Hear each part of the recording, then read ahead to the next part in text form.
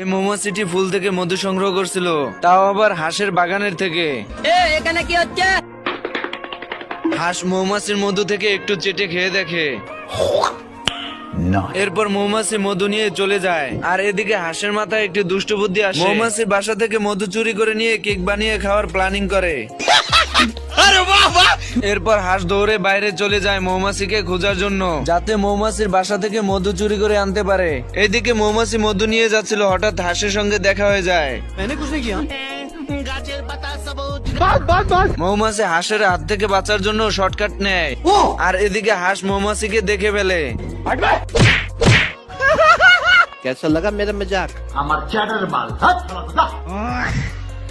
এই হাঁসটি মধু সংগ্রহ করার জন্য মৌমাছির বাসা খুঁজতেছিল। গাড়ির উপর হাত দিতেই মধু হাঁসের হাতে লেগে যায় এবং মধুর বাসার সন্ধান পেয়ে যায়। মধু সংগ্রহ করার জন্য হাঁস কিছু ডিব্বা নিয়ে আসে।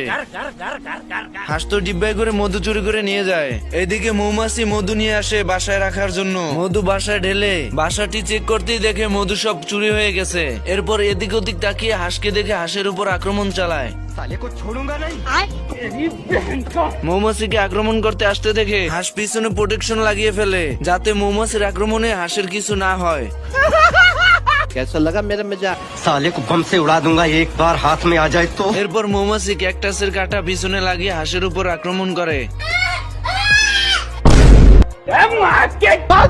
হাঁস তো মৌমাছির ভয়ে ইদারের ভিতর লুকায়, কিন্তু তাতেও কাজ হয় না। শেষমেশ হাঁস হার মেনে মৌমাছির সব মধু ফেরত দিয়ে দেয়। আমার মাফ করে দেন হুজুর, আমার ভুল হয়ে গেছে।